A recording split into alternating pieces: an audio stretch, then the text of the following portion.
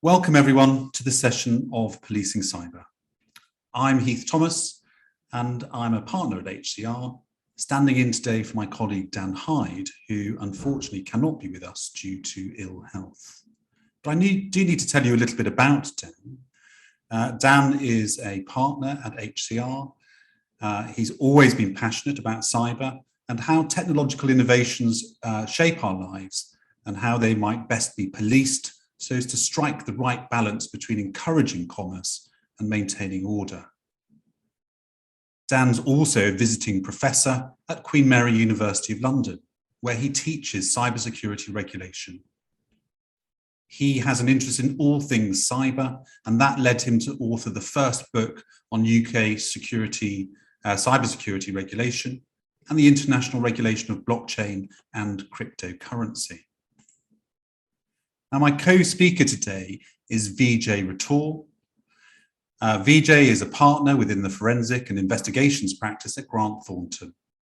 He specialises in supporting bribery, corruption, competition law infringement, and complex fraud investigations. Having trained as a barrister and now an expert in data governance, Vijay has led many data collection exercises across the globe. He's given evidence on cryptocurrency forensics, computer forensics, data record identification and recovery, and many other areas of corporate and data governance. Our session today, to use a football parlance, will be a game of two halves. First, I'm going to explore the important topic of policing cyber with a focus on cybercrime, or to put it differently, crime in a digital age. And this should provide you with a better understanding of the issues and history underpinning the policing of cyber. Vijay will then look at policing cyber in the context of the life cycle of a cyber crisis. And he'll take you through what motivates hackers, why the regulators are issuing large fines for data breaches, how businesses suffer when they've experienced cybercrime, and how we go about policing it, from identifying it before it happens to reducing the risk so we can keep our data safe and business operational. So let's start with cybercrime. To best illuminate the subject, I first need to provide some context and, where appropriate, an explanation of the tech that underlies innovative modern crime. As we go, I will, of necessity, explain the essential elements of blockchain and cryptocurrency so that their relevance to this talk is not lost. So we live in an increasingly digital, interconnected world, a world that's very different from that experienced by earlier generations, a world that's dramatically different from the 29th of September 1829, when the first 1,000 police officers, or peelers, as they were then known, patrolled the streets of London after the enactment of Sir Robert Peel's Metropolitan Police Act. Their kit comprised a wooden truncheon, handcuffs, and a wooden rattle to raise the alarm in an emergency. But it became clear over time that this kit was less than optimal, and by the 1880s, more than 50 years later, the wooden rattle was finally placed with a whistle. The police were evolving, but the advent of the whistle signalled the relatively slow pace of that applied technological advance during the first industrial revolution. The peelers became the template for the British policeman and were slowly rolled out to the provinces. The process was slow, hampered by a regional factionalism and local insularity that arguably exists today. Fast forward to 2020, and we're witnessing what might be termed the fourth industrial revolution of what some have called the second machine age. Computers have progressed from being large, unaffordable machines for the few, and they are now so portable, affordable, and universally available that they're in virtually every business, every home, and carried by almost every person. Mobile phones with computing power that would have staggered 1970s scientists are used around the world in both developed and developing countries. This is an age where cognitive tasks previously reserved for humans can be performed by artificial intelligence. We're seeing software-driven machines with artificial thoughts synthesized through deep learning techniques being tasked to make decisions previously reserved for the human mind. This is an age where breakthrough technologies are disrupting almost every industry, in almost every country, with a rapidity that has no historical precedent. We're seeing transformations to entire systems of management, production, and governments. Nowhere is that transformation arguably more complete than in the theatres of crime and warfare. The Office for National Statistics estimates that in the UK, at least half of all crime was committed online. Yet much of cybercrime goes unseen. The City of London Police estimate that around 80% of all cybercrime is unreported. Think about that. The 20% of cybercrime we know about equates to 50% of all UK crime. Globally, cybercrime is the fastest growing crime. It's estimated that by 2021, the damage related to cybercrime will hit $6 trillion. It's a major threat to business, with 6% of business leaders feeling their cybersecurity risks are increasing. Disruptive technology, innovative tech designed to disrupt industry by outperforming traditional methods, has been adopted as a tool of crime. Let's look at some of that disruptive tech. Blockchain, a type of distributed ledger technology, is one of these new tools. It has undeniable promise in that it can solve old, deep problems with new solutions.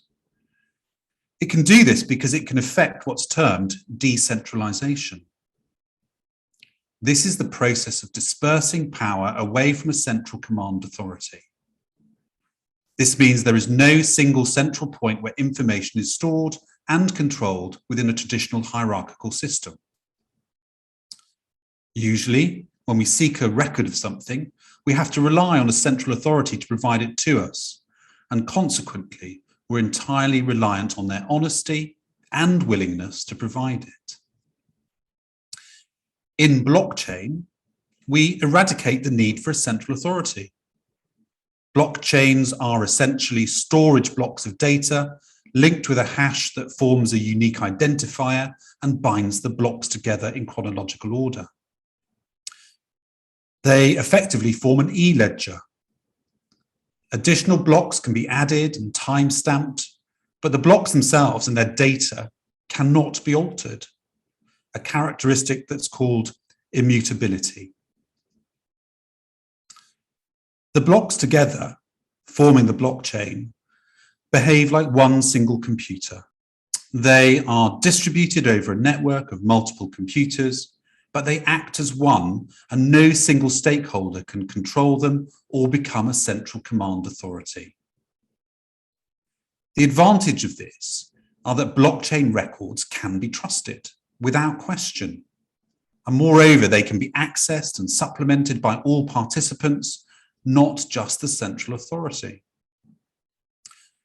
I will return to this aspect later, as it has implications for policing the blockchain and law enforcement strategies. But blockchain is also the underlying enabling ledger technology for Bitcoin, the best known cryptocurrency. It's important to appreciate that whilst the two are closely associated, they are in fact distinct. Blockchain is merely one form of distributed ledger technology, and Bitcoin is merely one type of cryptocurrency, or, as some prefer, crypto asset. It's through its enabling connection with Bitcoin that blockchain has gained something of a sinister reputation for criminality. Blockchain has many useful applications, but Bitcoin is undoubtedly the best known of them. Bitcoin is not money in the legal sense of that word, but a digital and virtual currency that facilitates the payment of goods and services both within and without the Bitcoin community. It's a digital representation of value that significantly is not issued or controlled by a central bank or central command authority. This decentralization was undoubtedly a challenge to traditional policing and continues to be so. The traditional police investigative approach was to interrogate banks and analyze suspects' business statements or bank statements and be alerted to suspicious activity by the banks themselves pursuant to anti-money laundering obligations. But with cryptocurrency, the banks were taken out of the loop and transactions were often encrypted so as to conceal the participant's identity. The police strategy developed for illicit flat currency flow has been disrupted. Blockchain and Bitcoin then have both become part of a crime versus enforcement arms race. Because they are distributed, peer-to-peer payments, they do not need to be routed through a bank. The circumvention of the banking system and the possibility of suspicion being raised or funds being frozen is very appealing to criminals. Payments can be sent directly from one party to another and are logged in an encrypted but publicly available distributed ledger, such that the payment cannot be made twice or counterfeited. The attraction here is that because the identities of the participants and the transactions themselves are encrypted, it's difficult for the police to identify the individuals or to connect them to specific transactions. Anonymity is important to criminals, and as a consequence, they've embraced Bitcoin. Research has revealed that up to 500 million of all Bitcoin transactions are associated with some form of illegality. That illegality includes darknet market payments for acquiring illicit services, such as malware, botnets, weapons, drugs, and falsified documents. There will undoubtedly be a critical technological battle between those who seek to improve and perfect the veil of anonymity and those that seek to pierce it. And blockchain has also created new attack surfaces for criminals to exploit. Criminal groups have established crypto exchanges or initial coin offerings in order to launder and conceal their illicit gains. There have been a number of money laundering cases involving the Bitcoin exchange OKCoin, where hundreds of thousands of US dollars were washed through that exchange. These platforms and exchanges are not only useful places to conceal criminal property, they're also targets for theft and fraud. Crypto phishing, for example, is a type of push fraud where investors are contacted and misled into sending their money for Bitcoins or other cryptocurrency to a fraudulent account. One horrifying example of criminal ingenuity and the Herculean task facing the police is how blockchain's immutability was exploited by injecting encoded data chunks, such as images in non-standard Bitcoin transactions, so as to disseminate child pornography or other illegal material. The criminals recognized that the immutable nature of blockchain meant law enforcement was prevented from extracting and isolating the embedded material. The interconnectivity of the internet was another crime game changer. Cybercrime is borderless and international. It's committed remotely, at pace, and often across jurisdictions. Police forces, with their continued emphasis on local enforcement and tendency to silo intelligence, are not best equipped to cope. What's needed are laws that extend beyond national boundaries and the means to apply and enforce those laws. This need was recognised in 2015 when the Serious Crime Act amended the territorial scope of the Computer Misuse Act 1990, so as to enable it to apply beyond our borders where a significant link to the UK could be shown to exist. This broadly means that cyber criminals operating overseas can theoretically be prosecuted by UK authorities, where they are UK nationals or where any of the computers in the attack chain are situated in the UK. And this would apply where the targeted victim computer was in the UK, or where the initiating offending computer was in the UK, or even where it was neither but nonetheless caught up in the chain of offending and affected or intended to be affected. So in theory, we have laws that are fit for purpose. I say in theory, as sadly we fall down when it comes to application and enforcement. Application requires the right skill sets, time and financial resource, and commitment. And whilst our police have evolved since the days of wooden truncheons and whistles, they've been vastly outpaced by criminals and hostile states. If one were to build a police force from scratch to tackle cybercrime, it would, I venture, look nothing like what we currently have. It would be more IT crowd and geeks than bobbies. It would certainly look to provide the different skills that are needed to detect and gather evidence and to work cooperatively with national and international agencies. There's a huge shortage of these skills within the UK police force. Research by Harvard University has identified that the slow pace of technological police progress with respect to cybercrime has a number of complex causes, which may include a deep-rooted culture of machismo, with cyber not being viewed as real crime or a heroic pursuit, and the fact that networked computer systems are vastly more complicated and demanding of time and training than a stretched police service is willing or able to resource. Crime statistics and reward metrics continue to focus on non-cyber, traditional crime, thus disincentivizing the diversion of funds and officers to cybercrime investigation. Add to that the fragmented, localized structure of the police at a time when international cooperation on an unprecedented scale is needed if we're to have any hope of effectively enforcing our extraterritorial laws against perpetrators outside our borders, and there seems little hope. The police have historically always been slow to adopt technology and change, and this change has caused fear. The advent of the modern fax machine caused panic amongst law enforcement. It was declared a menace that would advance criminality and prevent law enforcement from being able to intercept or monitor communications. But yet the police adjusted and adapted. The fax machine was not the end of civilization as we know it. It was merely a technological advance that had a great, legitimate business application, but which provided an opportunity to those with unlawful aims as well.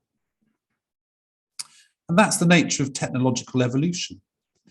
In the same way businesses apply new tech to compete, so there is an arms race between criminals and law enforcement. Criminals are winning. They are highly entrepreneurial, nimble and innovative, and unlike legitimate business, they need to constantly stay ahead of law enforcement if they are to survive. Albert Einstein once said that if mankind is to survive, it needs to find some new ways of thinking to solve old problems. Einstein understood that to solve old problems, one needs a fresh approach, because the thinking that led to the problem being insoluble had to be changed. New tools were needed. And to my mind, this is critical to policing crime in a digital age. Law enforcement and regulators need to evolve. They need to find new ways of thinking and new tools. Take cryptocurrency. Cryptocurrency will, at some juncture, need to be converted into money and vice versa. This means that if one tracks the visible movements of transactions on and off the platforms, one can look to spot the suspicious flows, and with transaction monitoring and software, you can anonymize the perpetrators. Interpol has developed forensic tools and methodologies to allow investigators to partially de-anonymize the Bitcoin network and thereby reveal the identities of bad actors. The information that is publicly and permanently indexed in the blockchain can potentially provide valuable forensic clues and evidence that can assist in investigation and prosecution. To this end, Interpol have developed forensic tools to analyze crypto-related artifacts, such as wallets and crypto hashes, as well as digital fingerprinting tools for identifying the users of mixers or tumblers. These are devices used to to camouflage the transaction trail and which are recognized as a criminal accessory.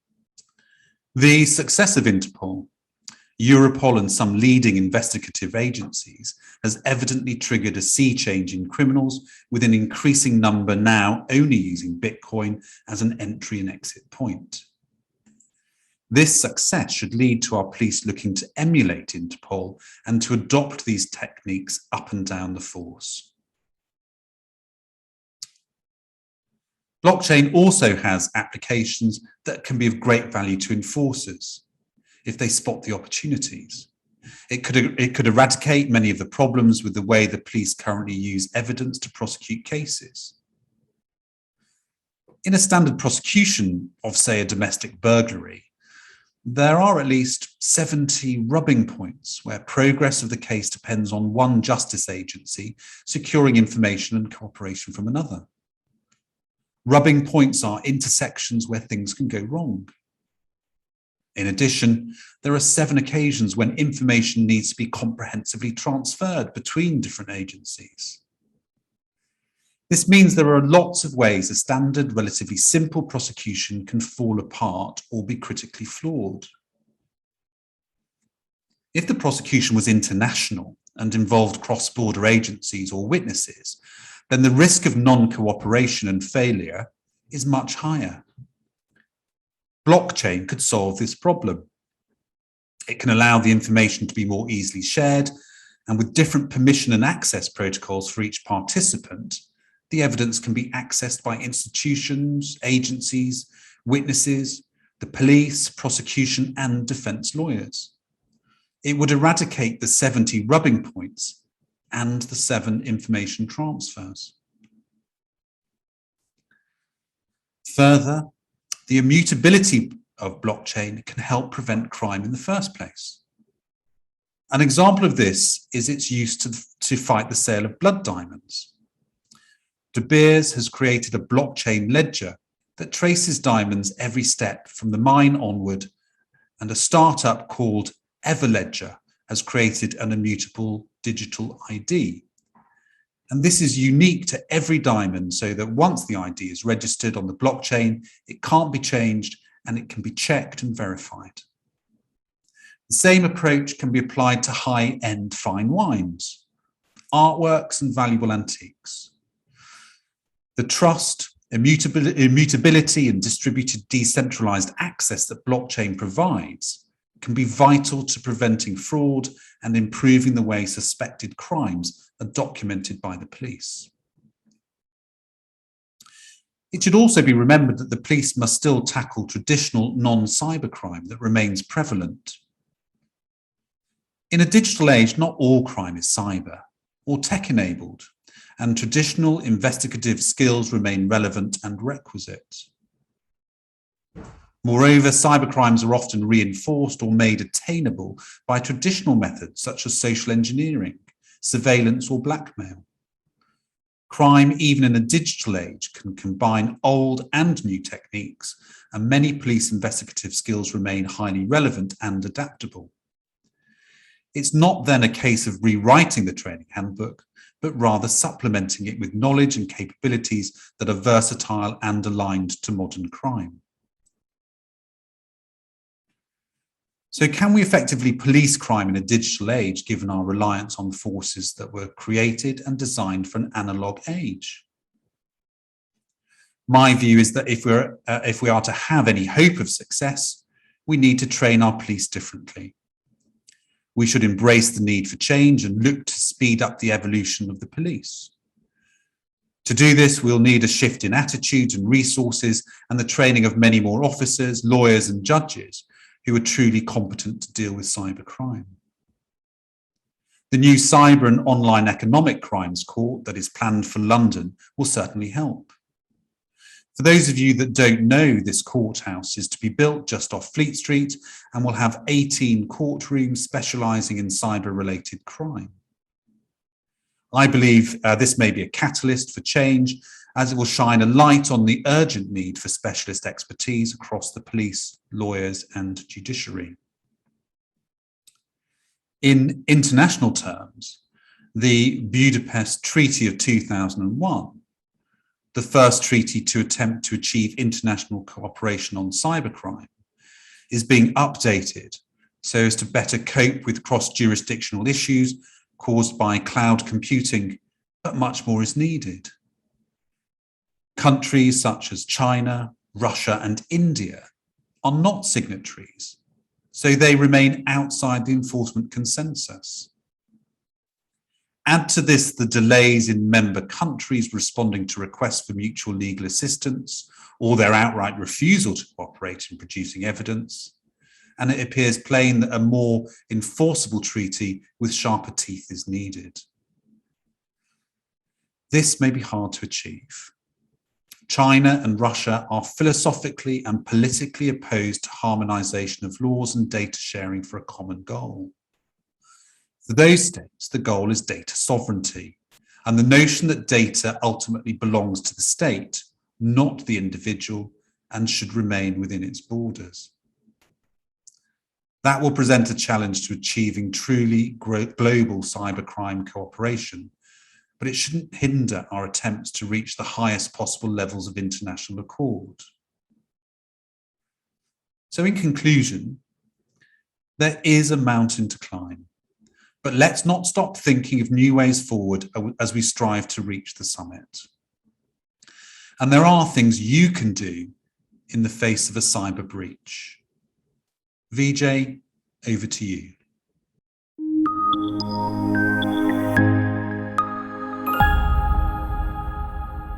Good afternoon. My name is Vijay Rathour and I'm going to be continuing the presentation this afternoon on policing cyber. So talking about the life cycle of a cyber crisis.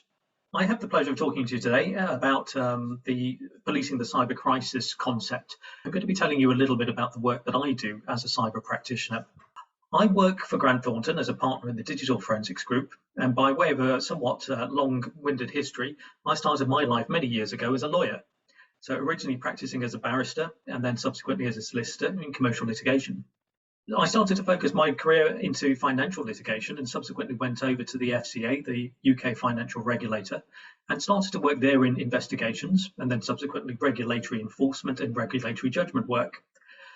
I enjoyed that work greatly, but in my spare time, however, I was a little bit of a hacker. So I was a technologist and a fan of the developing interconnectivity of computer systems. So I started to teach myself a little bit about the work of the ethical hacker and also about some of the techniques and motivations that fuel their work. Got a huge respect for some of the cutting edge work that the early hackers were doing, and a lot of that was purely to focus in on intellectual curiosity. However, over time, of course, that world has changed quite dramatically, and we're going to be talking a little bit about how that has a negative impact on society these days. During my various careers, I've had the pleasure of identifying an opportunity that allows me now to blend my interest as a hacker and technologist with the work that I used to do as a lawyer. And so these days I work as a consultant on cybercrime and cybersecurity, helping my clients to minimize the risk and reduce the cost should they happen to suffer a cyber attack. Many of my clients are large international corporates, but they also include policymakers within governments, international regulators, huge commercial enterprises that might be highly diversified and also highly resilient to cyber attacks, but also to much smaller ones that might be impacted quite significantly more dramatically as a result of those cyber incidents. Smaller organizations tend to be less resilient and less prepared for a cyber attack. I also tend to operate as a court expert on various fields in the UK, such as computer forensics, cryptocurrencies, and electronic disclosure. So as Dan's noted, I'm going to be focusing in on the grassroots of cyber incidents and what's motivating the hackers today. Also thinking about what's encouraging the regulators to issue the large fines that we've seen them coming out with, and also what's causing the customers to invariably suffer due to the unstoppable rise in cybercrime. Now that might sound terribly pessimistic, but I feel that cybercrime, like most forms of crime, is actually fairly opportunistic.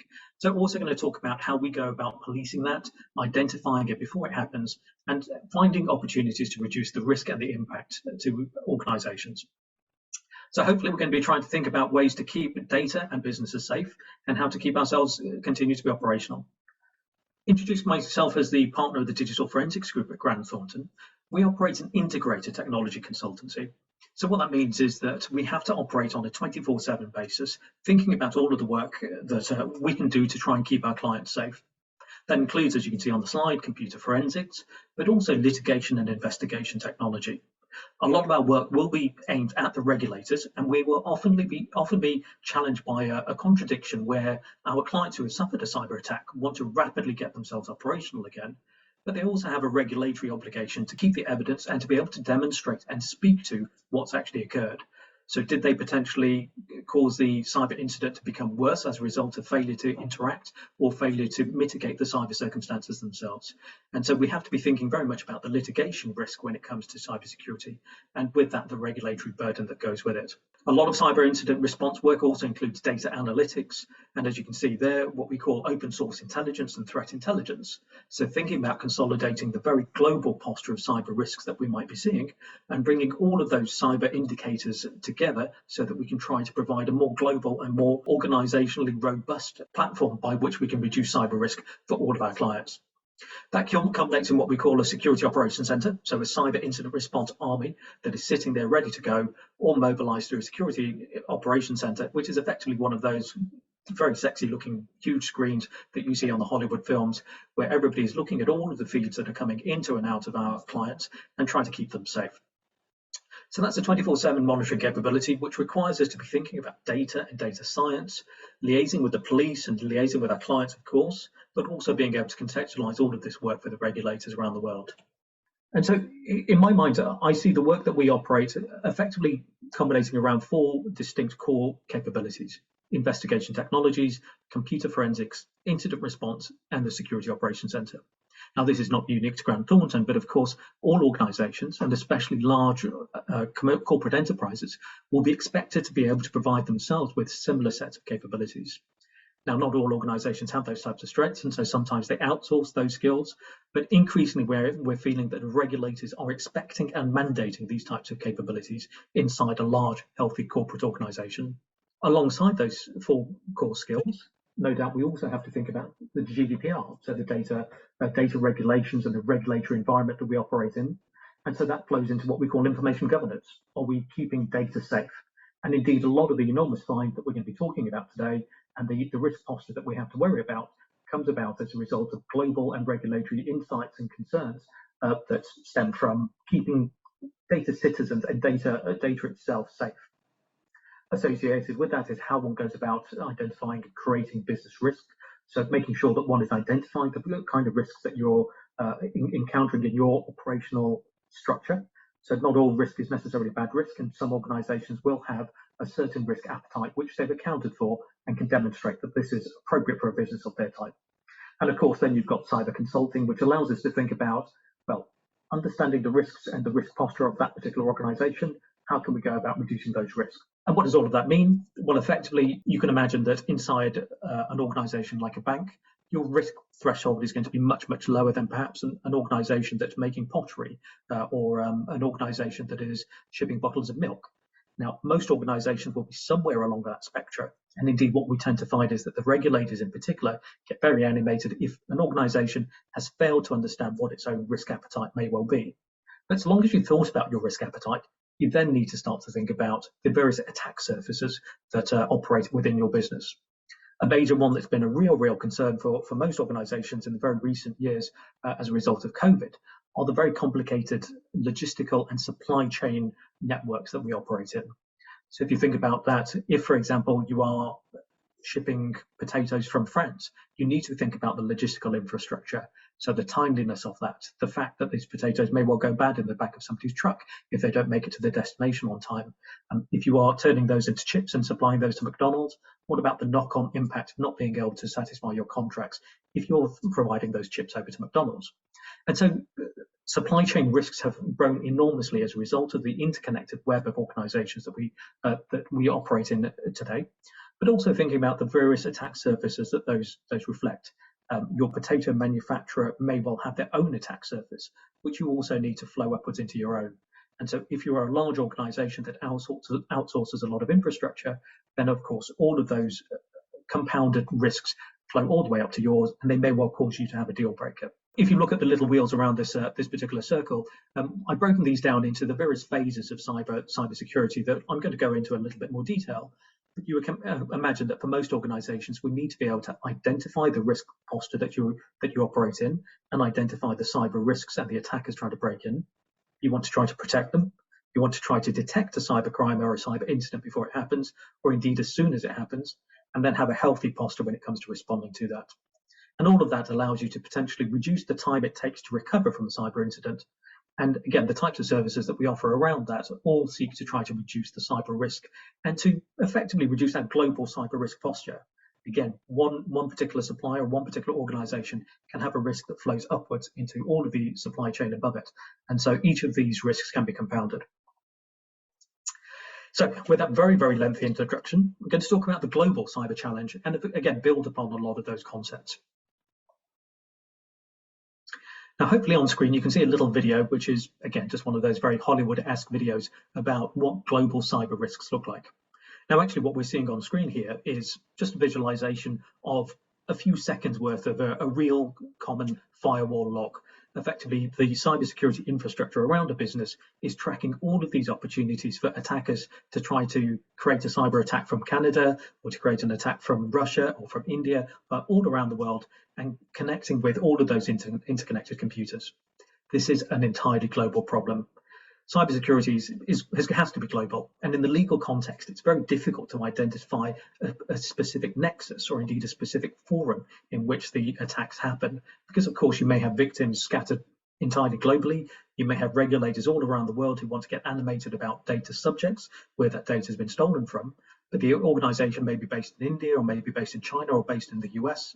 The hackers may be based in Moscow or the Ukraine or the US. Indeed, it's an entirely generic landscape where the opportunistic attackers can start anywhere and end up pretty much anywhere, because these days every computer has some form of interconnectivity, or invariably they do. We're sometimes asked, who should worry about cybersecurity? The board may well say, I've got an IT organization, why do I need to care about cybersecurity? I'm not of a particular interest to the attackers or the hackers. And I would say that, frankly, anybody that's using a computer is potentially at risk. And today, those computers are increasingly in our pockets, as mobile phones, on our wrists, as smartwatches, or even in the cloud, and highly virtualized. And so pretty much anybody can be a victim of cyber attacks, and we need to be entirely conscious that this is a global problem. Indeed, policing this from a regulatory standard, it comes about, it creates enormous difficulties, because you can't just have one flavor of cybersecurity all around the world, and yet different economics and different socioeconomics results in a very, very different posture in policing, responding to, criticizing, or protecting oneself against cyber attacks. You may be aware that thinking about the types of risks that a large organization might well be suffering from around the world, of course, we've got COVID this year. So COVID in 2021 has created a new global risk that many organizations need to worry about. However, if you track the types of risks that have been going up in terms of the risk registers of large corporates around the world, over the last few years, we've seen business interruption as the top business risk, with about 41%, creating about 41% of the risks to an organization.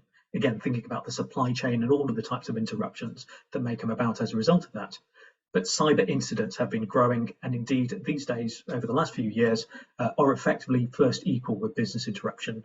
Last year, cyber incidents were first equal, and this year we've got COVID sandwiched right in the middle. But assuming that COVID does eventually go away, we're going to see business interruption, and indeed often business interruption caused by cyber incidents, being effectively the top risk that all organizations need to worry about as a global attack surface.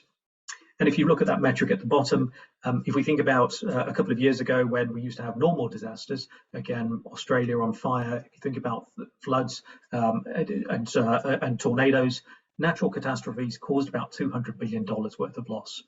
And it's estimated, and this is purely an underestimate, cybercrime is creating about $600 billion of measurable loss to organizations around the world. Now, it's obviously starting to become real money. And so, of course, we've seen regulators and global regulators around the world starting to consolidate and really start to cause pain as a result of cyber attacks. Now, what's the goal of that? Many of us have thought about GDPR and the General Data Protection Regulation. China has recently implemented something very similar. The US has various regimes to create a very similar type of concept. And indeed, you may be aware that WhatsApp was recently fined in the region of £193 million by Ireland's data regulator for breaching effectively the GDPR privacy regulations. And again, these absolutely enormous fines are focused on trying to care for consumers because, again, we as consumers issue our data to organizations, and data is considered exceptionally valuable and creates obligations as much as opportunities for those organizations that seek to use it. So as a result of that, if you have failed to look after your data well, then it can be demonstrated, and where it can be demonstrated, you should expect a regulatory fine. So as we know, British Airways got fined in the region of £20 million fairly recently for losing financial details and personal details of around 400,000 of its customers. And we know that the Marriott Hotel Group got fined in the region of £18 million for, again, failing to keep customers' personal data safe. Now, again, when the regulator tells us why they are fining somebody, they will often issue what they call mitigations.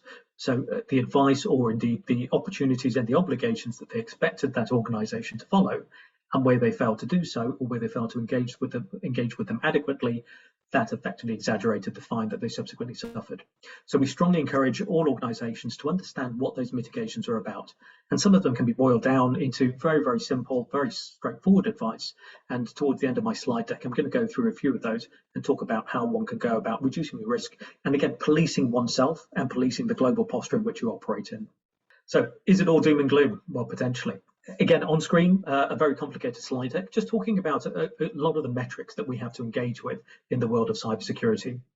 And in this world, we can see that there are very expensive data breaches. And indeed, in the UK, and these are commonly UK metrics, the average cost of a data breach is going to be in the region of £2.7 million. Now, that means the cost to remediate, potentially the regulatory fines. Remediation is obviously repairing and rebuilding your systems and your operation. Thinking about the business interruption costs, the breach contracts, employment costs, all of those types of things. And you can see towards the middle on the left that the average cost per record that you lose is in the region of £115 per record. And we're aware of some organizations that have lost over 1 billion records. And so one can do the maths, 115 times 1 billion, and one starts to engage with real money here. Now, of course, we haven't at the moment seen fines in the region of 115 billion, and God hopes that we never will. But at the same time, most organizations are potentially victims of these types of metrics. And so we can see over here that the average time to detect a data breach is in the region of 206 days. So what that means is that in more than the better half of a year, perhaps at the 1st of January 2021, a cyber attacker may well have identified your business as a potential victim, broken into that business, and they've taken their time to work their way through your organization, found where all of the crown jewels are, potentially stolen them, so exfiltrate them to use the technical term, and steal that data, find a way to use it, perhaps move around a little bit more, steal some more passwords, find out what the CEO's up to, think about any acquisition strategies or business strategies, and do everything that they want to. And on average, it's taken an organization 206 days to even realize that that's been occurring.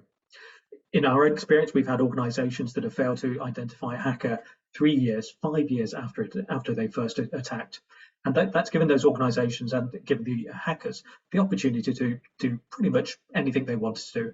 So what we call laterally move across the organization and find opportunities to steal all of the good stuff, as opposed to just being a little bit of a smash and grab, go in very quickly, grab a few bits and pieces and walk out again. No, indeed, they are very strategically organized, taking the time to figure out what they want and make sure that they've caused maximum carnage on the way out of the door. And so to that end, what are the motivations for cyber attackers? What's really motivating them to do what they do and cause all of the pain that they do? Well, a few indications on here. Unfortunately, there's almost no barrier to entry.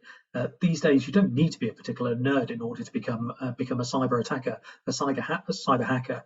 Indeed, commonly one can just pay somebody else to cause a cyber attack. You can go online and you can effectively do ransomware as a service or cybercrime as a service, perhaps pay £1,000 to have your enemy or your competitor taken down for a couple of days, and almost no barrier to entry there. And indeed, most of the time, this technical skills required to become a relatively low-level hacker can commonly be bought or found for pretty much free these days. Unfortunately, it's also exceptionally lucrative. And it's also exceptionally lucrative along with a very, very low risk of being caught, or indeed for prosecutions to flow from that. And so you can imagine if it's a relatively low risk to the hacker themselves, they've taught themselves how to do this, they have a huge opportunistic market to go after. One can see why even 1 in 1,000 cyber attacks that are successful will result in money flowing back into them. And so this creates an enormously attractive market for attackers to try to get it, try to become skilled and to start to purloin their wares.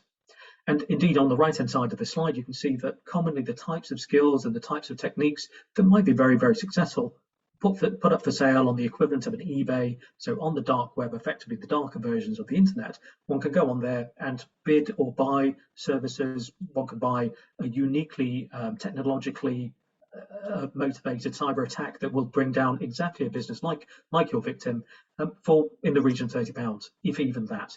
You can buy that resource, you can give it to your cybercrime or cyber expert as a service, and effectively start to cause cybercrime very, very easily. Even more easily than that, commonly passwords are just available on the internet. And so we're aware of lists which are commonly purloined or sold on the dark web, given away for free, aspects of it, or indeed just sold for very, very low cost. And those credentials, those passwords that would allow you to break into very, very large organizations, commonly available at very, very low barriers to entry, which will allow you to break into pretty much any organization that you feel motivated to do so. And so again, when we think about trying to reduce this risk internationally, policing this is extremely hard because we make this easy for the attackers, unfortunately. Again, as I noted, most cybercrime is opportunistic, and as a result of that, we can present an attack surface and an opportunistic environment for the attackers to go after. And again, as we've noted, exceptionally lucrative for these guys. We can see at the bottom of this particular slide, it's estimated only in 2018 that cybercrime globally created about $1.5 trillion worth of profit for the cyber criminals. Now, that's significantly more than drugs and narcotics, and so one can see why take part in a potentially dangerous crime such as gun running or running drugs when one can go after cybercrime and sit at home in your pajamas and conduct opportunistic cyber attacks. But what are the types of attacks that they're committing? Well, ransomware is perhaps one of those that we've seen grow enormously. And again, it's perhaps top of the news because almost anybody can become a victim to it. However well structured your organizational response, however resilient you are, ransomware attackers find a way to try and break in, find a little foot in the door, start to encrypt your data, and then effectively the questions that will flow into your mind will be, how long can we afford to be without our data? And I'll go into that in a little bit more detail a little bit later. Actually, data theft, which one would commonly think is a motivation for hackers, is not typically top of the tree. Again, ransomware and opportunistic cyber attacks, which will just create money for them. That's generally where they'll start. But data theft and indeed data espionage, so your competitor trying to break into your business, may well be one of those opportunities. So we can see on the right-hand side espionage, and indeed we can think about governmental attackers as well. We've seen cyber war games or effectively cyber attacks being used for military purposes. Again, lesser risks, but at the same time very much part of the attack service we operate in. Right in the middle, we've got what we call invoice fraud or business email compromise, or many different forms of cyber attacks, which effectively try to impersonate an organization or an individual and encourage somebody to make a payment to them. Please send me £2 million as a result of the invoice that I've just sent over to you. There'll be a little bit of backwards and forwards. You'll have some imitations. Somebody may well be able to spoof or imitate the victim and the innocent parties in this particular transaction chain, and £2 million is effectively sent over the wire. And by the time anybody's figured out that this was something inappropriate, the bad guys have already disappeared.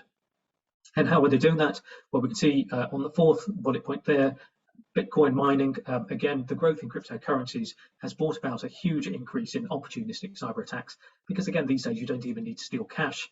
If you can steal cryptocurrencies or effectively steal Bitcoins, it can commonly become untraceable.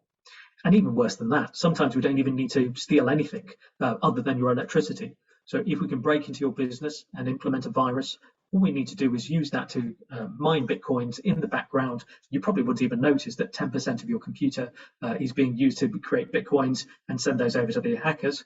And they walk away pretty much scot-free. And effectively, even you do as well. All the bad guys have really stolen is a little bit of electricity.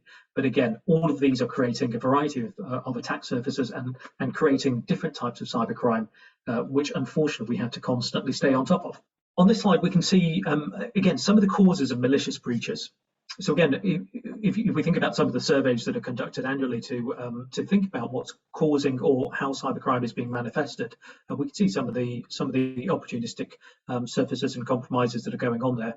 Compromised credentials, we can see on the top right, which again meaning stolen passwords, is one of the largest ways in which the bad guys are breaking into our businesses. They don't even need to try and hack into you. They can just go online, they can Google your particular organization, perhaps steal passwords or get given passwords to break into your bank or indeed your customers' accounts and start to steal information or conduct a ransomware attack. We see quite a lot of misconfiguration attacks where effectively somebody has left their Amazon web server or their Microsoft Azure cloud unprotected or slightly open. And again, somebody breaks into there and again moves laterally across your organization and starts to do all of the naughty stuff that they want to. And many other types of vulnerabilities that we can see on that slide, all the way up to the top towards social engineering and business email compromise and some of the other attacks that we saw. And so some of the questions that we need to think about as cyber consultants and indeed increasingly as regulators and those trying to police cybercrime, we need to think about, should we take a stick and carrot approach? How can we police all of this? Should we be laissez-faire and just allow it to fall down to effectively on the corporate shoulders? Should we be trying to fine organizations to effectively create and establish better behaviors?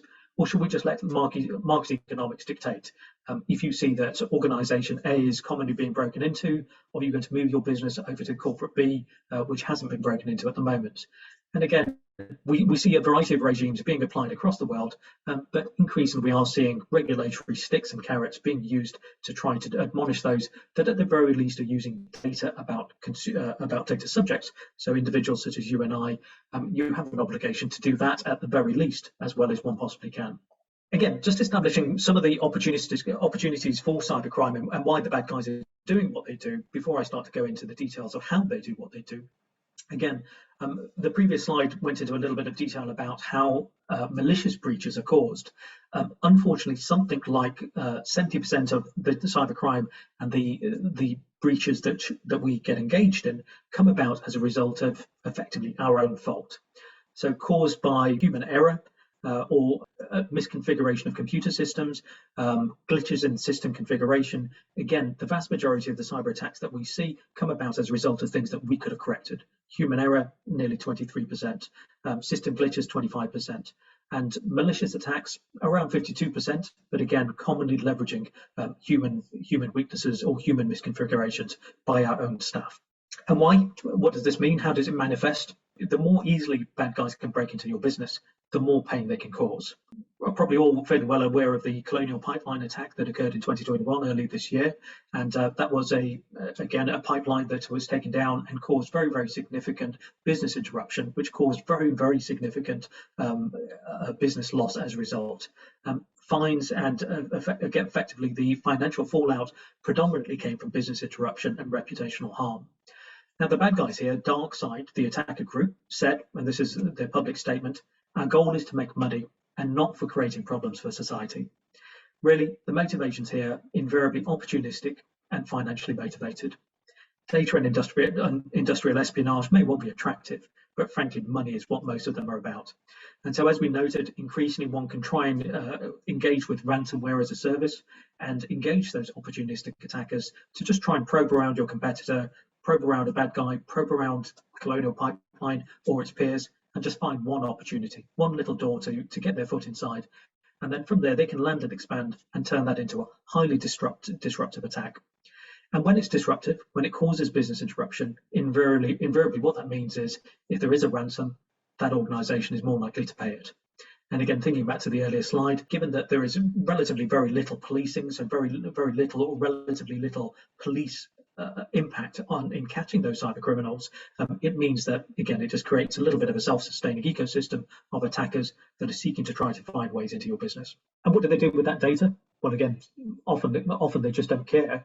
If they have managed to steal your data, it's invariably because they want to use it to ransom it. They're going to ransom it back to you, or indeed, what we increasingly see is they're going to put it on the dark web and put it on an auction, potentially for your competitors to buy, or for others who are interested in your intellectual property. They may want to engage in those auctions and buy your data pretty much for free, creating many years worth of competitive leading edge as a result of just being able to get a leg up on all of the work that you've done. Many of the attackers we will see, Revil is one of the very common ones, capital R, evil, will run a league table on the internet. So they will effectively say, we managed to break into Acme Corporation on the 1st of September. This is some indications of how we were successful. This is the methodology we used. This is a sample of the data. And if they want to take it down, they have to pay us $11 million. League tables are very, very disastrous, causes immediate impact, so social impact, and again, communications impact, in the sense that your PR team will have to immediately try and jump on that and try and contain the fallout as a result.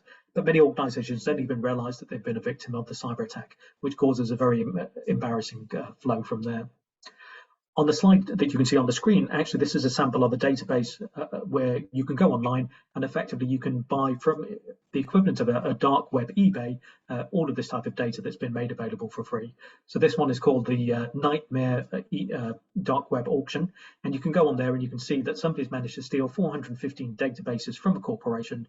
They will give you samples of those databases, and imagine you will have hugely lucrative, hugely valuable intellectual property embedded in those databases, or indeed fines that could flow as a result of failure to maintain those databases adequately. And yet this data is being made available for free. You can see if you squint at this particular slide right at the bottom, special offer right now for $1,999. Typically that information will be worth $4,000. A fascinating environment in which one can engage with the hackers, understand what the methodology used was, and indeed commonly my own team have engaged on these dark web fora to try to engage with the hackers and buy our own data back or buy our clients' data back. It's a very sordid world, but again, there is an almost entirely fluid market in which the bad guys can engage with your data and sell it on. In the world where the bad guys have been able to break into a business, we now need to worry about what they're going to do with that data, and how we as the potential good guys can go about trying to reduce your risk by policing it better. And I commonly talk about what I call the investigator's dilemma. On the screen at the moment, you can see a timeline of a cyber incident. So this is a typical cyber incident, and you will see the different phases of that cyber incident over time. So effectively what happens over the short term, what happens over the medium term, and the much longer long tail impact of that cyber incident. Again, color coded at the bottom. Invariably, and many organizations will be surprised by this, it will take you weeks, indeed often months, potentially years to fully recover from a cyber incident. Now, my own team will typically get on the ground 24 hours a day, but we will get on the ground and immediately start to fix as much as we can possibly fix. But that tension for the cyber incident responder is that most organizations will want to reduce the business impact and get operational again as rapidly as possible. But at the same time, we're going to be thinking about the regulatory obligations that may well flow from that. The regulators will want to see all of the evidence that potentially indicates that you as an organization were fit for purpose or not fit for purpose. So it's not just a case of formatting 300 computers and getting started again. One may well have an obligation to retain that evidence, retain the logs, think about and document the strategy that one's gone through, and record all of that information such that if there is potentially third-party litigation, if your insurers are concerned about this, and indeed, again, regulators and governmental bodies like the FCA, they may well want to know, were you appropriate in the circumstances? Indeed, as we speak, I'm a court expert on a matter where an organisation went through a breach, tried to fix it itself, spent about 3 weeks trying to repair the damage, and as a result, their cyber insurer is saying, was that too short or too long a period? Was that proportionate in the circumstances, given the type of business it was and the type of preparation it said that it had and put in place? So, as a regulator and as an investigator, we're going to have that tension between doing everything as quickly as possible, but also doing it right. And what does doing it right look like? Again, on the screen, a purposely complicated flow diagram, but this is just a sample of an incident response flow diagram that most organizations of a certain size should be thinking about, they should be engaging with. And this will be a subset of what we might call an incident response plan. So on day one of an incident, there will be many, many things that that organization should be thinking about. And perhaps the majority of those are probably not going to be about cybersecurity, but invariably about getting back to business as usual, managing the Twitter storms, getting back on LinkedIn, managing any Facebook fallouts, all of those types of global responses. You're going to have the press and the news reporters giving you a call and saying, what's your statement? How much data have you lost? How did this possibly come about? And so one wants to engage with an incident response plan and hopefully prepare and to think about what you're going to do on day one up to potentially years later as a result of that cyber impact. And so again, thinking about the timeline of a typical cyber incident, this is just a sample of the types of things that we would expect an organization to do on day one. And one can see that hopefully as that slide builds up, there are an enormous number of things that you need to be thinking about. Just parts of day one and effectively leading into day two, one needs to think about speaking to lawyers, thinking about preparing press statements, identifying what's possibly occurred, was customer services notified about what they need to say if customers start calling them up, and many, many other flows that workflows that start to come about as a result of that. One of those one can see on the right-hand side, is there a breach response and an executive engagement management team engaged? Because as we start to see into, as we go into the next stages of the cyber incident, there will be many, many more considerations that will start to have an operational impact on the business.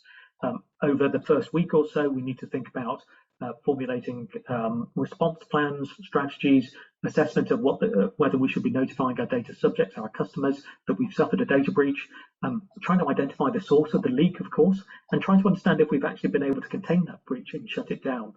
All of these types of workflows start to flow from that. And if you haven't thought about that, and if you haven't put in place an effective plan, then this timeline will be significantly more exaggerated.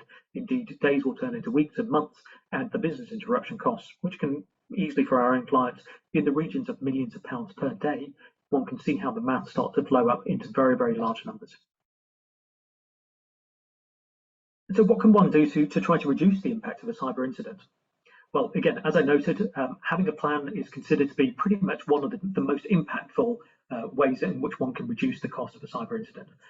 I mentioned a little bit earlier about the surveys that are conducted, and thinking about those types of organizations that have gone through a cyber incident, when they've been surveyed, one can see towards the bottom of this slide in red, the types of things that are going to increase the likely cost of a cyber incident. So if you've got significant numbers of third parties, if you've got compliance failures, if you don't have enough IT staff, one can see that each of these factors will increase by red at the bottom of the slide, the likely cost of a data breach. And then one can see towards the top in green, the types of behaviors which are going to really have a likely positive impact on reducing your cost. And I'd engage all of you to engage in each of these and figure out whether or not you are doing each of these types of behaviors yourself inside your organizations. But one can see that the most critical factor is having a cyber incident response team ready and available to engage with your organization and the type of work that you're doing. So again, having an incident response plan prepared, similar to the ones that I just showed in the earlier slides, and having a team that's formulated around that. So they understand how to use the plan, they understand what to do if the CEO is on the plane and somebody needs to make a business decision about shutting down the website. What is your contingency in your resilience testing process? Have you tested your plans? Do you have a red team, effectively ethical hackers trying to break into your business? Were you training your staff? And other types of behaviors that go into that. I heavily recommend that you create a plan and you test that plan as rapidly as possible, as much as possible. But unfortunately, as Mike Tyson once said, everyone's got a plan until they get punched in the face. To use another trite metaphor, culture tends to eat strategy for breakfast. So as much as one may well prepare for a cyber incident or a cyber crisis, often culture can start to break that down. Even notwithstanding you've got a plan, that can break down quite rapidly once people try to revert to instinctive behaviors. And so we strongly encourage you to test your plans and ensure that everybody knows how to engage with that plan as appropriately as possible. So at this point of the presentation, I'm going to go into policing your cyber landscape. So effectively thinking about how one can go about reducing your own risk, and then if potentially you do find yourself becoming a victim, how one can go about investigating that as well as possible. In our world, we have a concept called the cyber kill chain, and This is created by an organization called Lockheed Martin, which you may well be aware of. But effectively, the Lockheed Martin cyber kill chain describes how the various stages in which the hackers will go about trying to, using those 209 days, which I referred to earlier, breaking into your business and then trying to figure out how they can extort money or extort data or cause pain and problems for you. And so effectively starting on the left, as time passes, they're going to conduct reconnaissance, see if there's an opportunity to break into your business. How can they do that?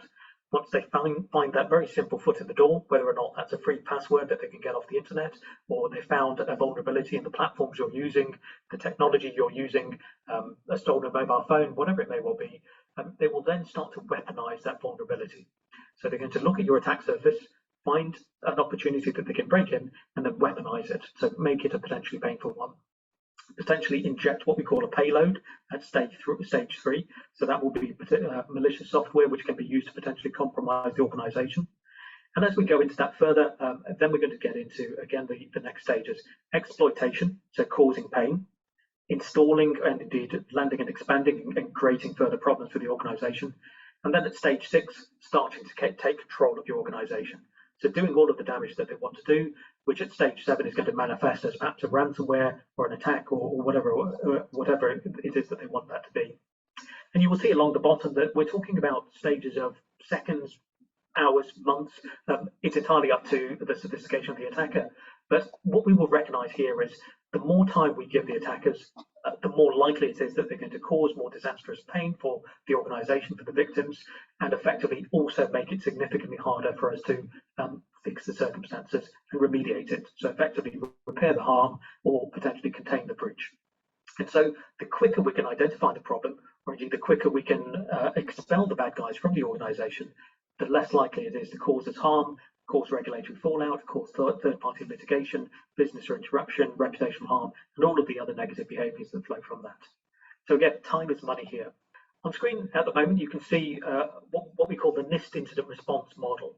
So these are 4 idealized phases that we encourage organizations to go through to try to prepare themselves as well as possible for a cyber incident. Again, preparation being stage 1, detection and analysis stage 2, containment, eradication and recovery following a cyber incident should follow as rapidly as possible. And then after that incident has occurred, post-incident activity, or what I call lessons learned. And in the remainder of my presentation, I'm going to go through a few more of these stages in detail to try to talk about how an organization should be policing itself and how it can go through these stages rapidly in an effective fashion, again, to reduce the pain, to reduce the impact, and to reduce the potential regulatory embarrassment that may well flow from this. Invariably, containment, eradication, and recovery is going to be the most valuable stage, but again, preparation is where it really all starts. Thinking about the 4 stages of the NIST model, on the left-hand side, I've gone through each of those stages and then focused in on what we're trying to achieve at each of these stages. Again, in the preparation stage, we're trying to think about identifying potential cyber problems and going through with ourselves about what we would potentially do if a cyber incident occurs. That means potentially engaging with organizations like my own, planning one's plans, engaging with legal counsel, insurers, engaging with the PR firms to make sure that you've got as much peacetime material as can be prepared in peacetime, ready to go, so that if the worst does occur, you are much more able to respond in the following 3 stages of the cyber incident. So preparation, critical, and do as much work as possible with experts like myself so that we can try to reduce the pain as and when it occurs. Because when it occurs, containment is the priority. How does one contain that incident as rapidly as possible so that we can go about conducting a more detailed analysis, potentially find out where the bad guys have broken in from, and then try to expel them as rapidly as possible. As we've started to expel them, we're going to think about what they potentially had access to. So how big a problem is this, and have we really fully contained the problem? Have we fully fixed the problem? Have we really kicked them out of our databases? Have we checked our backups? Do we really trust all of our employees' passwords? All of those types of behaviors will typically happen at that containment and investigation stage. Eradication and recovery is commonly where a huge amount of time and effort is spent on trying to reconstruct your organization. And again, one of the problems here is that often we see one of the methodologies of modus operandi that the bad guys will use is that they will contaminate not only your current organization, But if you are a generally healthy organization, you will have regular backups. So hopefully you'll be backing your system up quite regularly and potentially creating a contingency operation there if you need to resort to your backups. But the bad guys are resourceful. They will commonly find where you situate your backups, get access to the backups, and either contaminate and put the virus back into the backups themselves, or just potentially destroy all of your backups. So that even if you want to try and get your business organization, back and operational again, you can't even rely upon all of the infrastructure that you thought you had in place to facilitate that. The bad guys, again, exceptionally clever, exceptionally resourceful, and really do know how to create the greatest pinch points possible to cause as much pain as possible. As we go through the data breaches, we commonly recognize that most organizations actually start to fall down after the incident has occurred. And most of the containment, most of the repairs have been conducted. So lessons learned is a critical phase. That's not an opportunity to rest on one's laurels and say, weren't we great? We fixed that as quickly as possible. Actually, one needs to think about how does one go about reducing that risk and making sure it doesn't happen again. Again, I'll go into that a little bit more detail later in the presentation. One of the failures that we very commonly see inside organizations of almost every scale is how one goes about thinking about the emotional state of the cyber responders. So as an organizational response, emotion commonly isn't one of those parameters that one tends to think about too much. It's going to really stress your senior and executive teams. It's going to stress your teams, your IT teams and your incident response teams. You're going to have a lot of emotion and a lot of stress in play effectively all of the time during the crisis. So one needs to think about how you go about structuring your incident response team. And again, thinking back to the Mike Tyson plan, have a plan, but also test it and make sure that this very, very pretty organizational posture that you may well seek to be putting into place is actually tested and stress tested as much as possible. Again, thinking about this from a policing perspective, there are regulatory standards and guidance around this. So again, one of those which I'm particularly enamored with is British Standard 27035, which is thinking about information technology and security techniques, and indeed specifically the information security management posture. So specifically aimed at executives and thinking about what they should be engaging with: communications, appropriate strategy, remediation, investment, and indeed towards the end of my presentation, I'll think about what you as an organization should be investing in cybersecurity.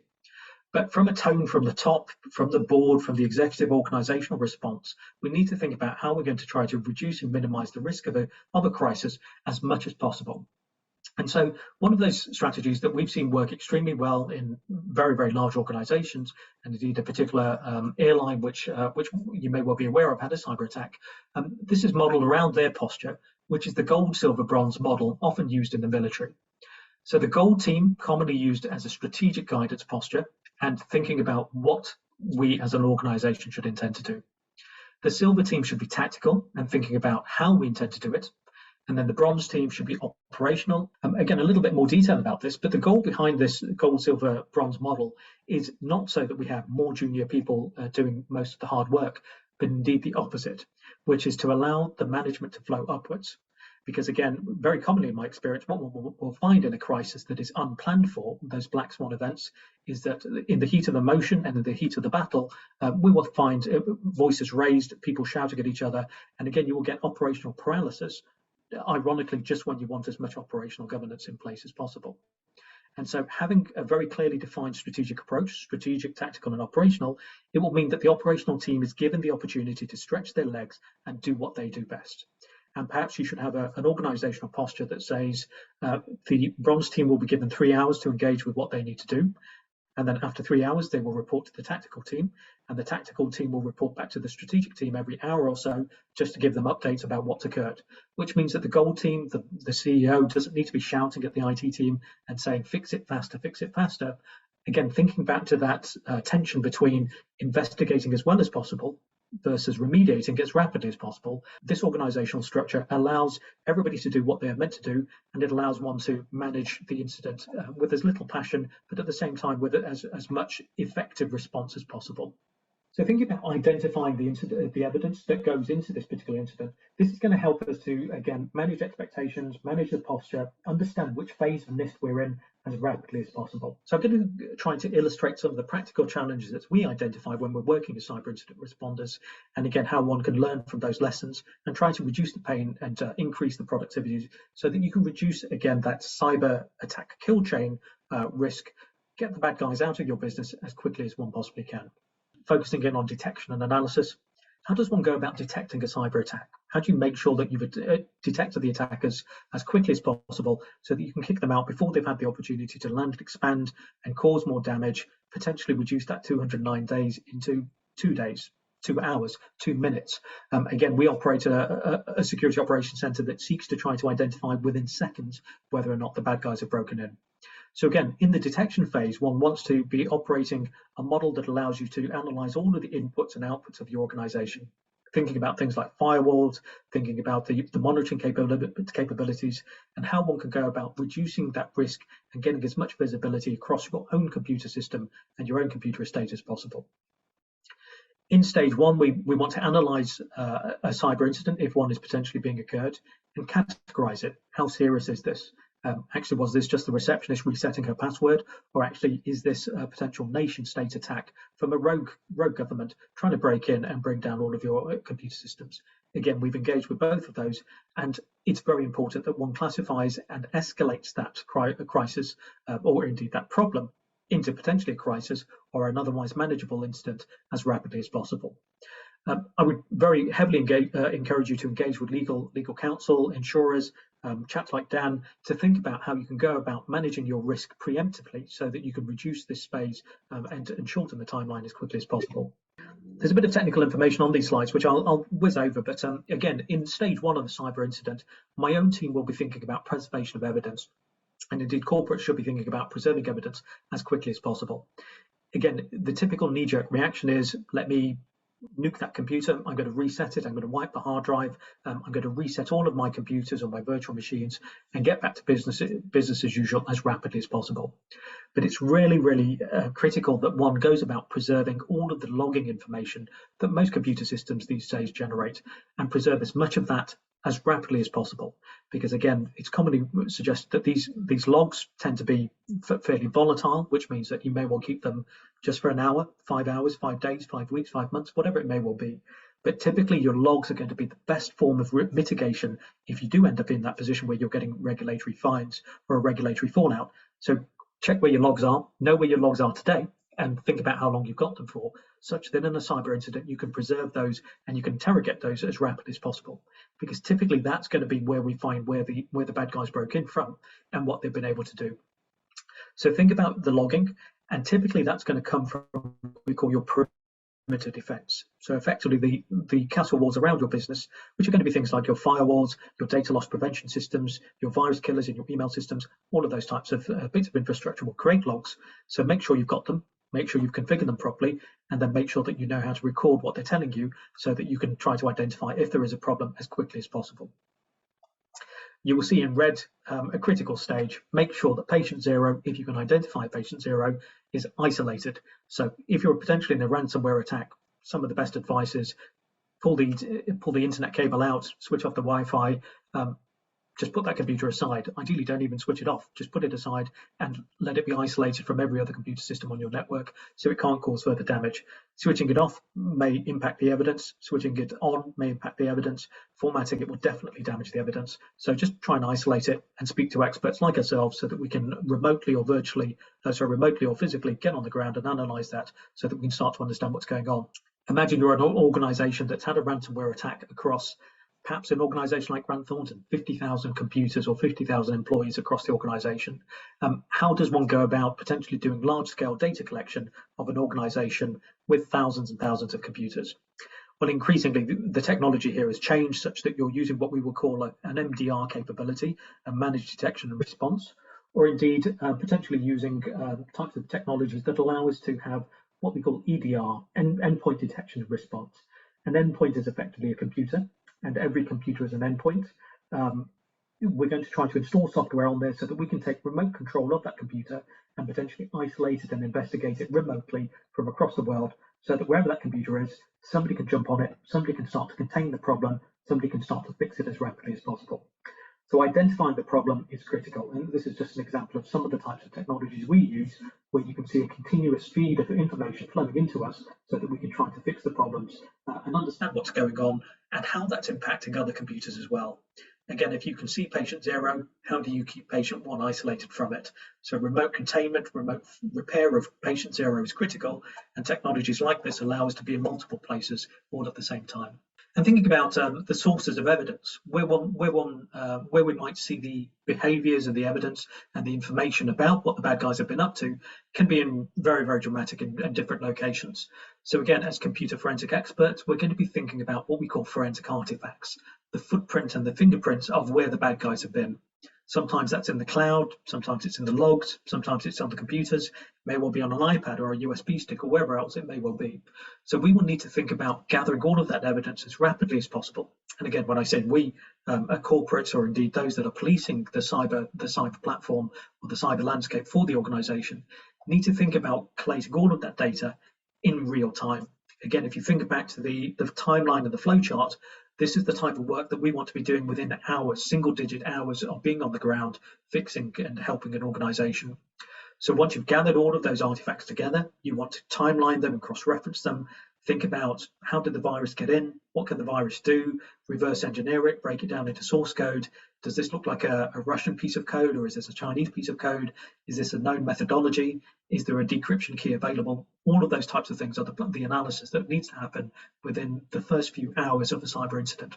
And so containing that incident, again, all of that types of evidence gathering is going to allow us to try to understand where are the bad guys, where have they got to? Have they been able to go from the email system into the banking infrastructure? Have they been able to get access to the invoices? Have they been able to decrypt the passwords?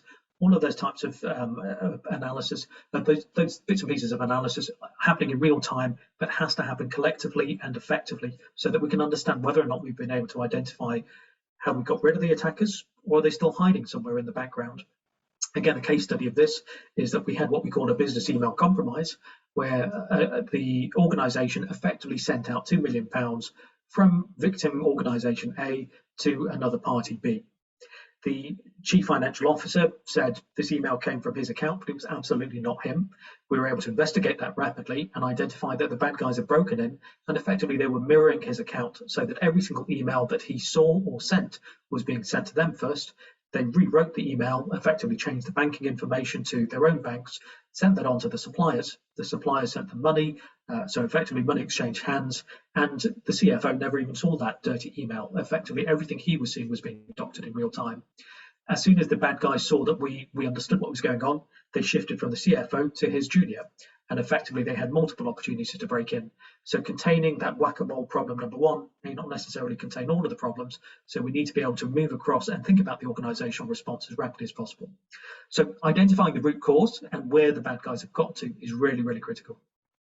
And at the same time, we need to start to engage with externals, so customers, lawyers, potentially regulators like the ICO. Those guys will start breathing down our neck, so we need to be able to have something to tell them. And what can we tell them? The types of technologies that can be deployed here are allowing us to figure out what's been going on, the timeline it's been going on for, and how we can go about fixing that as rapidly as possible. Again, I mentioned platforms like endpoint detection and response are really essential, and commonly they're becoming the de facto standard, and being able to reduce this timeline, again, from potentially months and weeks into seconds or minutes these days, in terms of being able to spot that problem and be able to remotely contain it so that it can't become a much bigger crisis. You will see in the middle of this slide that I mentioned creating a paper trail. So if you are taking an organizational response, you should record everything that you're doing, or at least the decision making. So for example, if somebody has decided to ignore the 3,000 computers in Italy, but at the same time rebuild the computers that are sitting in the UK because they're the easy ones, we need to be able to defend ourselves from a regulatory posture or a potential litigation posture. So one wants to document the governance process and the thought processes that got into that. However, at the same time, you will see that one shouldn't necessarily always be too verbose about that, and I'll come back to that. But again, in the containment aspect, some hints and tips here about how we go about doing what we need to do, and network monitoring and memory forensics are a couple of the critical ways one goes about doing that, because it will allow you to effectively look over your shoulder backwards and rebuild that historical analysis and try to do what we call investigating the timeline. So on this slide, you will see this is effectively a breakdown of a particular virus that's been identified. We identify that it's been able to break into the system. We immediately isolate it and what we call put it in a sandbox so that it can do what it thinks it wants to do, but then we decode everything that it's doing and try to identify if it's malicious.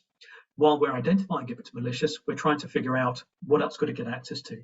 Who else is it trying to speak to? Where else is it trying to exfiltrate or send data over to? Was it trying to encrypt your data? Was it trying to steal your passwords? And in this way, we're able to build up a timeline and an analysis that allows us to understand exactly what's been going on and effectively who we should be telling. So is this a global problem? Do we need to think about customers around the world? Which geography has it been able to break into? And how we can go about identifying the scale of this problem. And again, if one goes back to the gold, silver, bronze model, this is the type of behavior and indicators that we can now feed upwards to executive management and say, guys, we've got a really critical problem here. This is going to be a deal breaker. This is going to take us weeks to rebuild.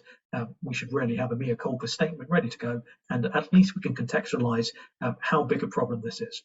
And again, thinking further about the kill chain analysis, again, when time is money, one needs to think about how we can go about shortening that timeline as rapidly as possible.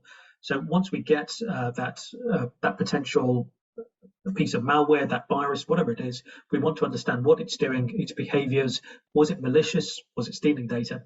And again, when we're talking about retaining this evidence and the logs, this is the type of material that, again, if we look at the British Airways incident and the Marriott incident, the regulator will have experts like myself taking and peeling your response apart, making sure you did this, making sure that you were able to police yourself.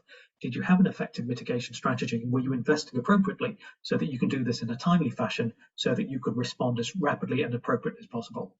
And again, these technologies are not necessarily expensive, but effective implementation and effective use of them is really how one goes about reducing the risk and making sure that you can identify and police yourself and police and reduce the risk for the rest of the world by being able to do this well and making sure that one can remediate effectively and properly. So we're talking about eradication and recovery from a cyber incident. And again, where the goals here are to remove the malware as rapidly as possible. And again, to think about, as I said, the lateral spread. So being able to go from patient 0 to patient 1 and to patient 1000, how does one go about making sure that you've investigated that incident and contained the problem effectively so that you know that your backups are clean, your databases are clean, you can actually trade again. Increasingly what we're seeing, and again as an operational team, we're seeing what's being referred to as double and triple dipping, where the bad guys will break in and encrypt all of your data, request £1 million, and the organisation will go through that, weighing the balance and saying, should we pay the £1 million or would it cost us £3 million to rebuild? In the circumstances, we may as well pay the £1 million and get operational again by Monday instead of rebuilding and being operational by December. So again, there's a risk assessment, and then effectively the bad guys will get their £1 million, go away for a week, recognise that you have to actually fix the problem again, and so go back in and ransom you again. And ransom you again, even on the way out again. So again, double and triple dipping is increasingly a signature of the particularly malicious bad guys, and one should expect everything to be fair in love and war. And again, these are the types of platforms we're using again for continuous real-time monitoring, so that we can see, for example, a sudden uptick in file activity may well speak to the fact that the bad guys have been able to access all of your files, they're starting to encrypt all of your data, and thus we probably have something that looks a little bit unusual from a behavioral perspective. Potentially you should start pulling the plug or start to look around your systems and figure out what's been going on. And again, when we think about the timeliness of a response, you may well be aware from a GDPR perspective that you will have a clock ticking against you to be able to provide the regulators in your global perspective a regulatory response very, very rapidly, indeed sometimes within 72 hours. Now, within 72 hours, you may well be asking yourself, how can I possibly do forensics across 3,000 computers that are scattered around the world, some of them virtual, some of them on Amazon, some of them on Microsoft? How do you go about doing all of that type of analysis very rapidly? Well, on screen, these are the types of tools that we use to rapidly triage the data that's been stolen by the bad guys and figure out, does it contain credit card numbers? Does it contain passport numbers? Does it contain email addresses or bank details? And by being able to rapidly do this type of analysis, we can figure out whether or not you've got a particularly critical problem. And again, your regulators will probably have a different type of engagement with you as a result of the types of information that you can see has been stolen. Again, so from a policing perspective, the regulators will invariably expect a grown-up organisation to have the ability to do this stuff, or to be able to leverage organisations like myself to do it rapidly, so that that 72 hours can be used prudently. And again, that 72 hours cannot be used to be, again, spinning your tires and trying to figure out what your organization response is. So it's critical to plan for these things and to try and do as much preparation and much wargaming as possible to make sure that this moves as fluidly as any crisis can. Again, as we know, Winston Churchill once said, never waste a good crisis. So again, we should definitely learn from our crises. I was referring to the Bitcoin problem, and especially in the ransomware world. Again, invariably, most ransoms are being paid by Bitcoins these days. It's attractive because it's typically anonymous. And again, once the money flows out of the organization and flows into a different part of the world, it can be very, very difficult to get your money back. However, it is not impossible to asset trace back into Bitcoins. And again, myself and my colleagues run organizations and run technologies that allows us to trace back where the money has gone to. So if we do find ourselves, or potentially your insurer encourages you to pay a ransom because it's cheaper to pay a £1 million ransom versus a £3 million rebuild, that doesn't mean that the money is gone for good. And we know that in the Colonial Pipeline case, the experts were able to trace the money back into the hands of the criminals and to be able to get that money back. So again, don't necessarily forgo the opportunity to asset trace back into the hands of the criminals and actually catch them red-handed with your data. And some of the ways that we do that, again, thinking about dark web investigations, I mentioned that the dark web is effectively the non-Googleable version of the internet. And again, it's considered to be significantly bigger than the parts of the internet that we all commonly use and engage with. The dark web can be an enormous place. And again, we will see where the hackers frequent. We will understand the types of databases and the types of websites they're using to trade that data. So we can use platforms that allow us to safely engage with that data, or potentially anonymously engage with the hackers and potentially get your money back, potentially for free. On some instances, data that's been stolen for clients of ours who were charities, the bad guys took sympathy on the victim and said, well, look, in the circumstance, we didn't recognize that you're a charity. We didn't recognize you didn't have cyber insurance. We'll give you your money back. Please learn from your lessons and don't become victims again. So occasionally you do get some ethics in the world of the cyber criminals. Coming to the final stages, eradication. So I mentioned that we should really be trying to rebuild our systems as well as possible to make sure that we don't become bad guys, we don't become victims again. Lots and lots of work that happens in that final third stage of the timeline, which again can go on for months or potentially even years, where one needs to think about a complete reconstruction of your business. Now, it's somewhat QED that if you've been broken into, then you are not a safe and resilient organization. So how does one go about making sure that you're resilient again? Learn from the weaknesses and make sure that you are rebuilding your organizational structure in a resilient fashion. Again, engage with experts like us, and we can think about making sure that you can monitor better, you can segment your network better, and you want to be closing off all of the holes inside your business. So in this image that we can see on the bottom right, this is a snapshot from JBS. JBS is one of the largest meat processing organizations in the world. And unfortunately, they suffered a cyber incident earlier this year, which resulted in them paying an £11 million ransom.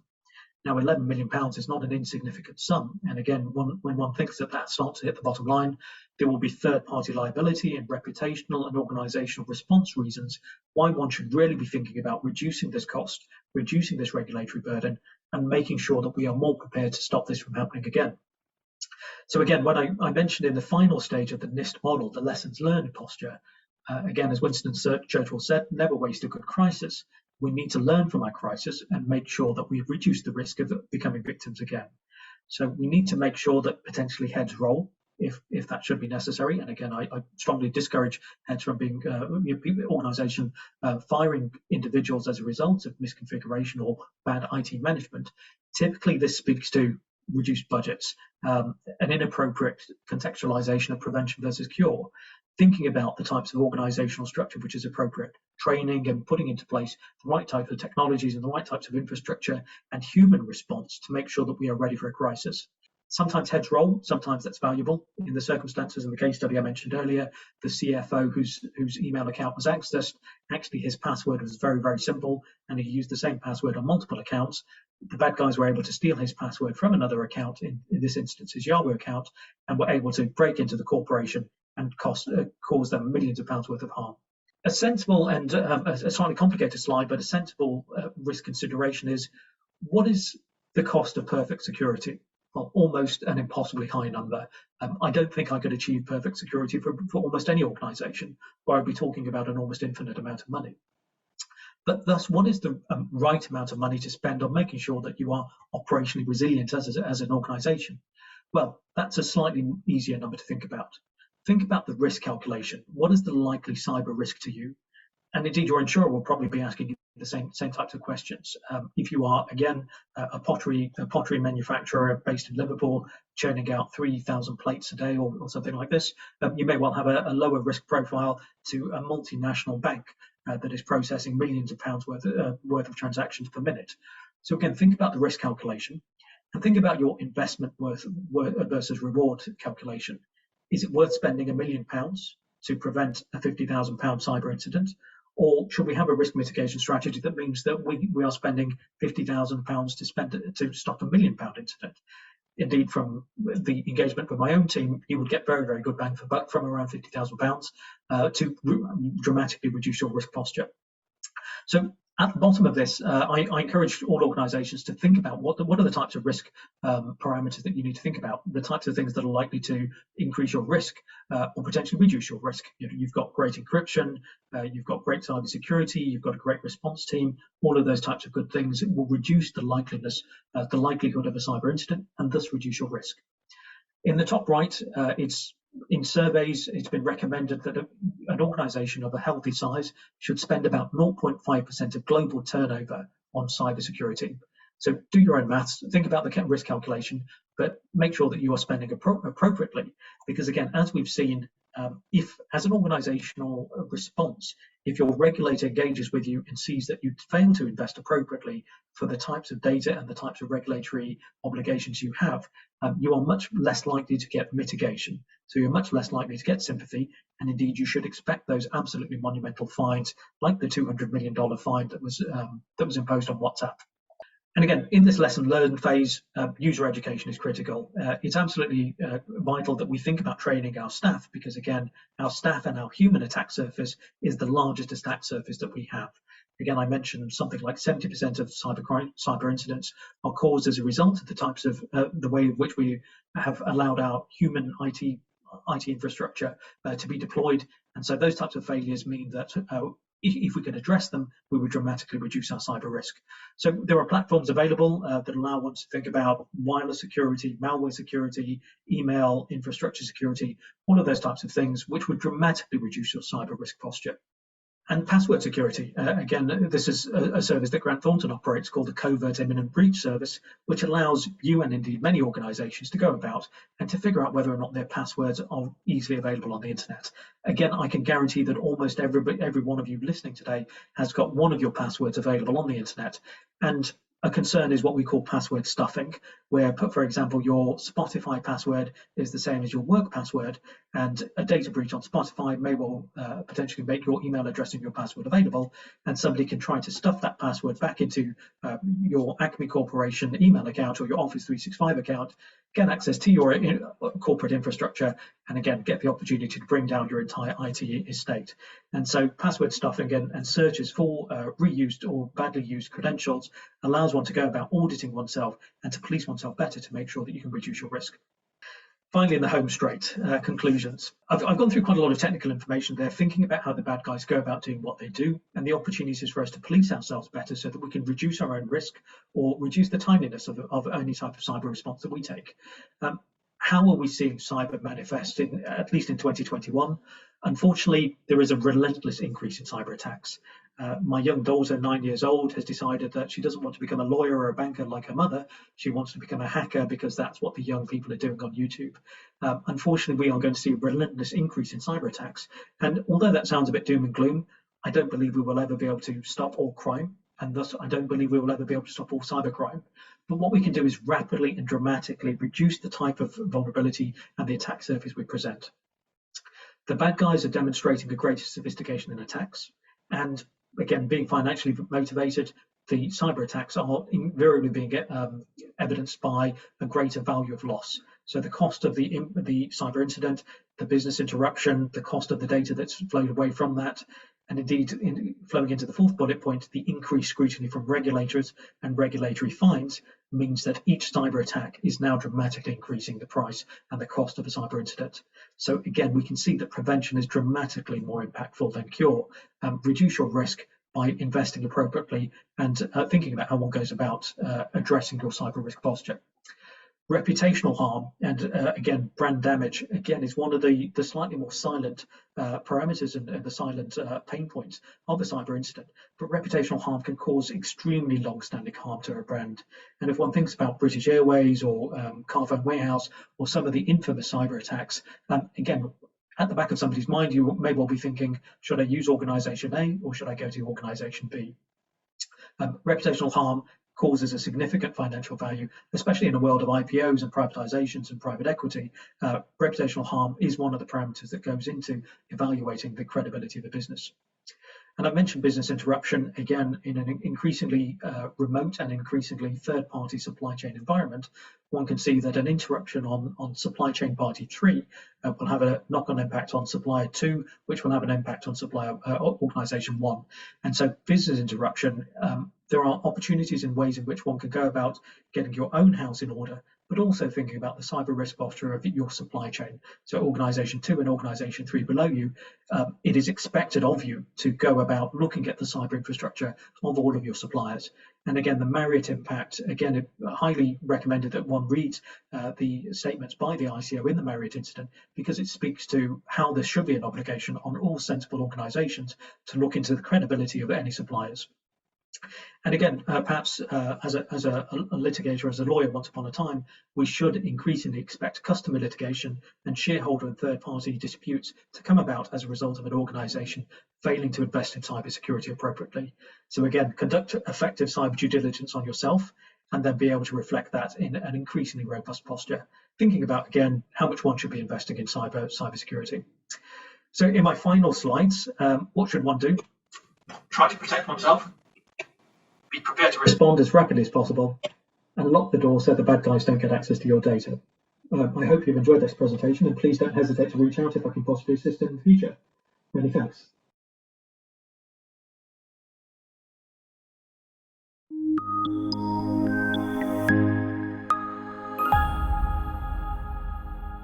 So, Vijay, listen, thank you so much for your talk this afternoon. I think it was very comprehensive and very informative and just delivered incredibly well. So for all of those that were listening and from me as well, I just wanted to say thank you for that.